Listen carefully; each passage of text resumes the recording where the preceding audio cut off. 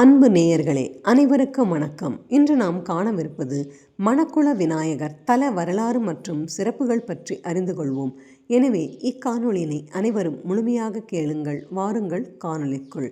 புதுவையில் புகழ்பெற்று விளங்குகிறது மணக்குள விநாயகர். மணக்குள விநாயகரை வெள்ளைக்கார பிள்ளையார் என்றும் அழைப்பர். புதுவை ஒரு ஆன்மீக பூமி. புதுமைகள் பல புரிந்த பல சித்தர்களின் பாதப்பட்ட அருள் பூமி. பூஜைகளும் மணி ஓசைகளும் எப்போதும் ஒலித்து கொண்டிருக்கும் புண்ணிய பூமி. நாட்டில் எத்தனையோ பிள்ளையார் கோவில்கள் இருக்கின்றன. ஒவ்வொரு பிள்ளையாருக்கும் ஒரு பெயர் இருக்கிறது. புதுவையில் புகழ்பெற்று விளங்குகிறது மணக்குள விநாயகர் ஆலயம். இதன் பெயரிலே ஒரு புதுமை. அது மட்டுமா, இந்த விநாயகரோடு புதுவை வரலாறு பின்னி கிடக்கிறது. இது ஆன்மீக தலம் மட்டும் அல்ல, ஆன்றோர்கள் பலர் போற்றி புகழ்ந்த கோவிலாக திகழ்கிறது. நம் நாட்டினர் மட்டுமல்ல, அயல் நாட்டினரையும் கவர்ந்த சுற்றுலா தலமாக விளங்குகிறது. புதுவையில் மணக்குள விநாயகர் தெருவில் இந்த கோவில் கம்பீரமாக காட்சி அளிக்கிறது. நாள்தோறும் இங்கு பக்தர்கள் கூட்டம் நிரம்பி வழிகிறது. இந்த இடத்தில் மணக்குள விநாயகர் கோவில் எப்படி தோன்றியது? அதற்கு நாம் சுமார் 500 ஆண்டுகள் பின்னால் செல்ல வேண்டும். புதுச்சேரி அந்த காலத்தில் மிகப்பெரிய நகரமாக திகழவில்லை. ஆனால் நாகரிகம் செழித்த செல்வந்தர்கள் கொளித்த அழகான பேரூராக விளங்கியது. இன்று மணக்குள விநாயகர் கோவில் தெரு என்று அழைக்கப்படும் தெருவானது அன்று நெசவாளர் தெரு என்று அழைக்கப்பட்டது. அழகான தெருக்கள், அதன் இரு பக்கங்களிலும் நிழல் தரும் அருமையான மரங்கள் இருந்தன. இந்த மர நிழலில் அதிகாலையிலே கைத்தறி பாவு நெட்டுதல் என்ற தொழில் நடைபெற்றது. ஏராளமான தொழிலாளர்கள் அதில் ஈடுபட்டனர். இங்கு நெய்யப்பட்ட துணிகள் மேல்நாட்டுக்கு ஏற்றுமதி செய்யப்பட்டன. புதுவையில் கடற்கரையை ஒட்டி பல உப்பங்கழிகள் இருந்தன. இன்று உப்பனாற்று கால்வாயாக உள்ள அவை செஞ்சி சாலையையொட்டி அமைந்திருந்தது. இந்த உப்பனாற்றின் கீழ்மருங்கில் இன்றைய நேரு வீதி சந்திப்பில் மணல் நிரம்பிய குளக்கரை இருந்தது. அங்கு அரச மரத்தின் அடியில் ஒரு மகா ரிஷியால் மணக்குள விநாயகர் சிலை வைக்கப்பட்டது.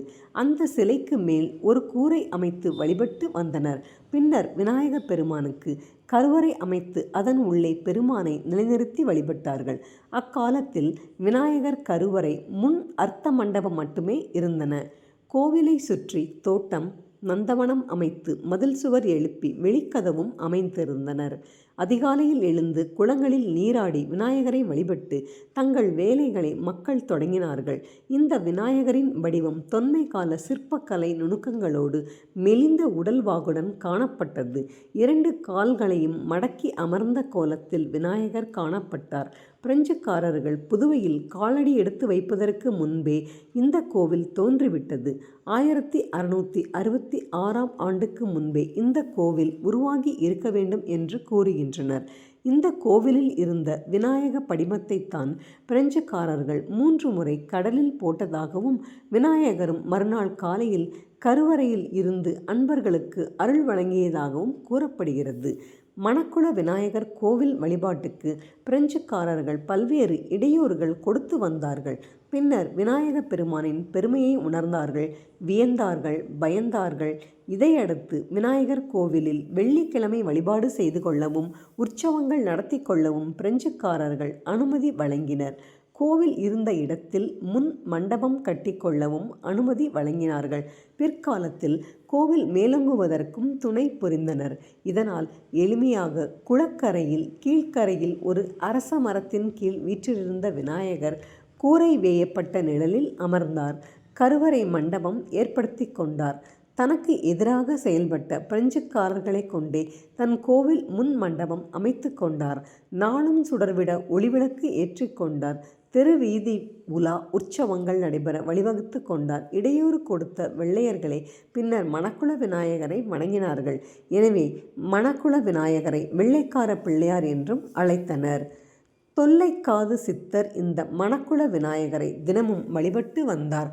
அவர் மறைவுக்கு பின்னர் கோவிலில் பல சீர்திருத்தங்கள் செய்யப்பட்டன. ஆகம முறைப்படி வழிபாடுகள் நடைபெறத் தொடங்கின. வழிபாட்டிற்கு ஊறு நேரா வண்ணம் இருக்க புதிய விநாயகர் சிலை வைக்க முடிவு செய்தனர்.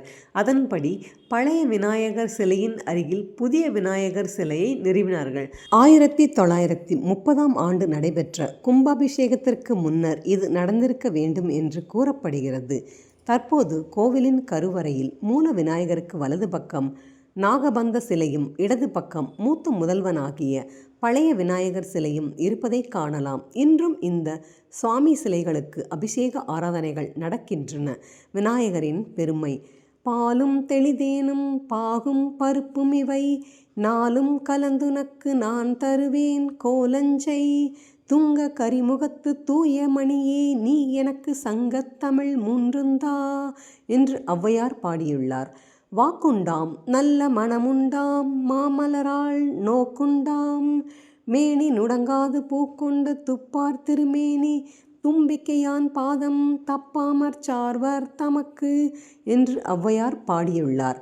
வாழ்க புதுவை மணக்குளத்து வள்ளல் பாத பனிமலரே ஆழ்க உள்ளம் சலனமிலாது கண்ட வெளிக்கண் அன்பினையே சூழ்க துயர்கள் தொலைந்திடுக தொலையா இன்பம் விளைந்திடுக வீழ்க கலியின் வழியெல்லாம் கிருதை யுகந்தான் மேவுகவே என்று பாரதியார் பாடியுள்ளார். என்ன நேயர்களே, இக்காணொளி பிடித்திருந்ததா? இக்காணொளியினை அனைவரும் முழுமையாக ரசித்து கேட்டிருப்பீர்கள் என்று நினைக்கின்றேன். இன்று நாம் இக்காணொளி வாயிலாக புதுவை மணக்குள விநாயகர் தல வரலாறு மற்றும் சிறப்புகள் பற்றி அறிந்து கொண்டோம். இக்காணொளி அனைவருக்கும் பயன் தரக்கூடிய ஒன்று. எனவே தாங்கள் கேட்டதோடு மட்டுமல்லாமல் மற்றவர்களுக்கும் பகிர்ந்து அவர்களும் அறிந்து கொள்ளட்டுமே.